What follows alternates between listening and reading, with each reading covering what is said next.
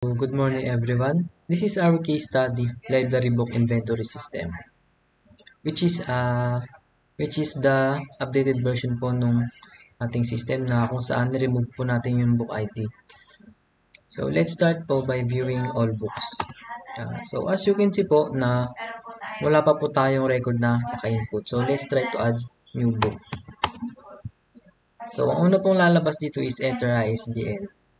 So try po natin maglagay ng ISBN number na maximum of 10 numbers. So 0987654321. Title, Angels and Demons. For author, Dan Brown. And publisher is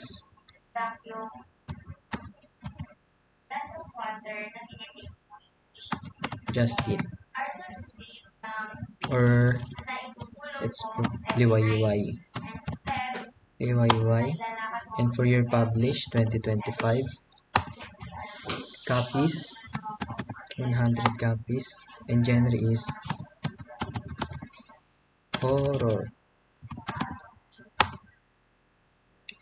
Added book successfully. So let's try to view all books. Now, ang nakalagay po sa display natin is nakalabas yung horror, which is the genre.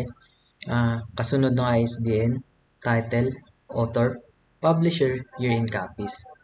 So, bakit nga ba ganito yung display natin? So, try po natin na mag-add ng new books. Again, ISBN, try po natin yung maximum of 10 numbers. 1, 2, 3, 4, 5, 6, 7, 8, 9, and 0. Now, title is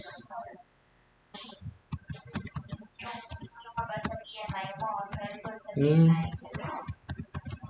Before You. Now, author.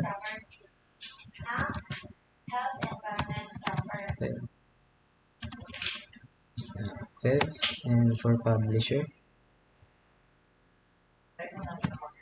GMA. Enter year published 2021. Copies 100. Genre romance. So as you can see dito po sa part na to, na lahat po ng data na magkaiba yung genre is magkahiwalay na po siya. So once na nag-add po tayo ng another data na ang genre is horror, automatic na po siya mapupunta sa line. Automatic na po siya mapupunta sa line or output ng horror. So try po natin na mag-input ng another data. Enter ISBN 345 6.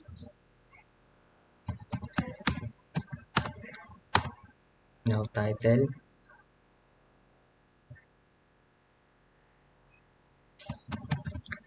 Creed, author,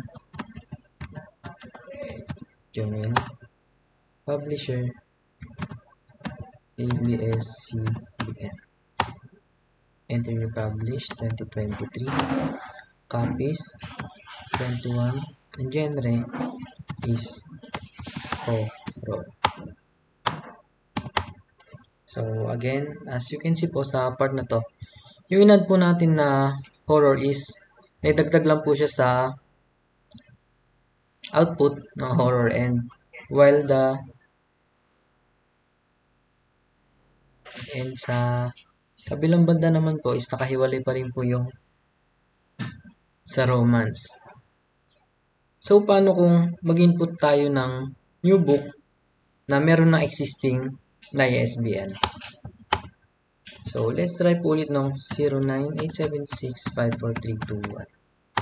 So ang lumabas po is book with that ISBN already exists, increasing copies instead.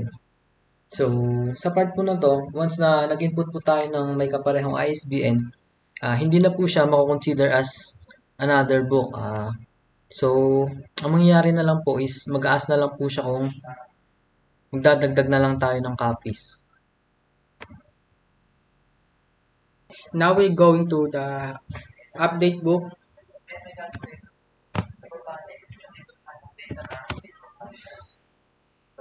This part will enter our author, like example, Jam, and all the existing book of author named Jam or Jamil.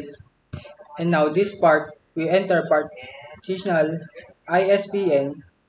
We can put 2 digit or we just skip. And and here we're gonna choose 1 2 3 or 1 2 3. We just enter 3.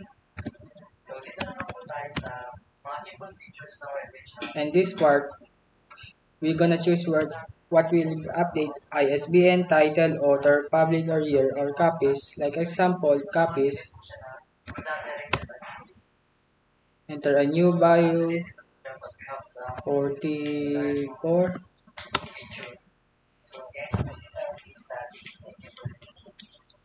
As you can see po, pinapakita na dito yung updated version para hindi na po kailangan bumalik sa taas. So, dito naman tayo sa delete book. Pipiliin mo lang yung number 4 pa. Yung number 4 para makapag-delete ng book. And tatanungin ka dito, enter author or part of author name. So dito, kapag di mo alam yung full name ng author, nyari, alam mo lang na may letter F sa pangalan niya. Kahit F lang yung ilabas, enter mo dyan. Lahat ng may F na pangalan ng author, lalabas sila lahat. So, para makapag-delete ka naman, kokopin mo lang yung ISBN ng book na gusto mong i-delete. Kunyari, ito 0, 2, 3, 4, 5. Pag in-enter mo, deleted na yan. Meron namang other option kapag sobrang haba ng ISBN at tinatamad ka mag-type. So, ulitin natin, number 4. Tapos F. As you can see, deleted na yung kanina. Pero kapag tinatamad ka nga mag-type ng ISBN, pwede enter mo na lang. Pwede kang mamili dyan. Pwede kang mamili ng 1, 2, or 3 kung alin yung gusto mong ma-delete. Kunyari, ito number 3, di-delete natin. Number 3 lang ilalagay mo dyan. And deleted na yan. As you can see po, meron tayong tatlong books which is action, horror, and romance. Ngayon, mag-search po tayo. Kunwari ang isi-search is ISBN.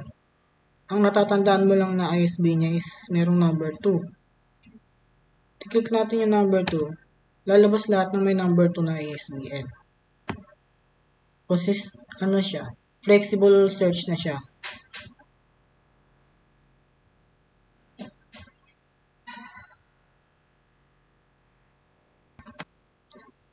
Dito naman po meron tayong option 6 which is clear or books. Currently, meron tayong tatlong book na action, horror, and romance. I-delete natin siya ngayon. 6, and then, ayun, na-delete na. View natin. No records kasi na-delete na lahat.